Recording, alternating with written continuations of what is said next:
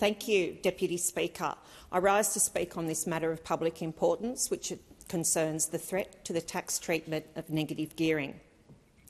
And we saw in the Herald last week, Deputy Speaker, confirmation that Labor has been secretly modelling changes to capital gains tax and negative gearing rules.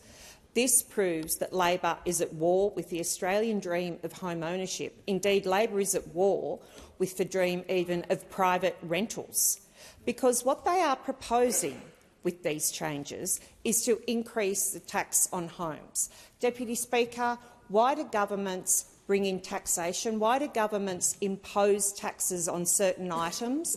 It is because they want to change consumer behaviour in some way. Witness, for example, the massive taxation that is there on cigarettes, something that I support, in order to discourage people from buying cigarettes, simply making them too expensive. And so why the government, and I note both the Prime Minister and the Treasurer have previously ruled out making any changes to taxes on housing, why they would now, or why the Treasurer or whoever is secretly obtaining modelling is beyond me. And, Deputy Speaker, I must say that I agreed with almost everything that the member for Macquarie just said. She identified all of the current problems that are here with housing. She identified supply. She identified construction costs. She identified how expensive it now is for the current generation to buy property as opposed to her generations and generations that have gone before. But what the member for Macquarie failed to do was to identify how in any way this government, after 2.5 years, has increased the supply of housing and has in any way brought down the cost of housing. Because I'll tell you what, Deputy Speaker, in my electorate in southern and south-western Sydney, housing prices have not gone down one single bit. First of all, those that are lucky enough to already be in home ownership have had 12 interest rate rises in a row, causing them to pay more than $35,000 now in additional interest rates, additional interest rate payments.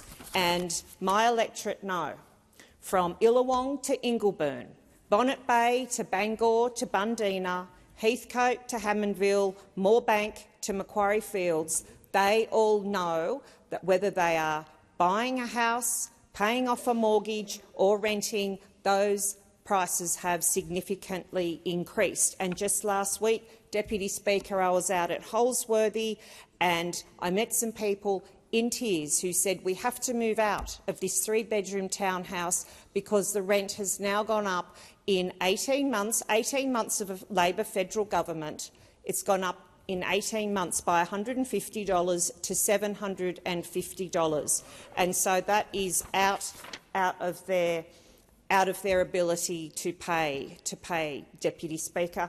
And then I think, though, we should just look at some actual stats around negative gearing. Let's look at let's do a bit of fact-finding around negative gearing. According to the Australian Tax Office, 90% of those that utilise negative gearing, and there's around 2.25 million Australians that do, 90% of those that utilise negative gearing have 2 investment properties or less. 71% have only 1.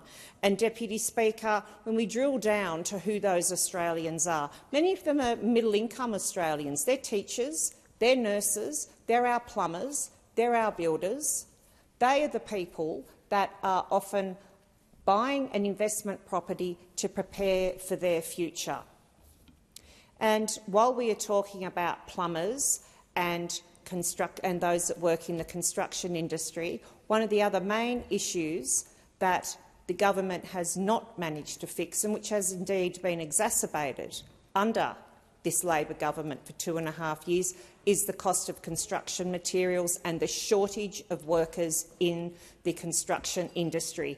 And that has also been one of the biggest drivers of the massive increase in the cost of housing. Deputy Speaker, secretly modelling negative gearing changes changes to capital gains tax is simply The putting member's another time tax has on. expired, and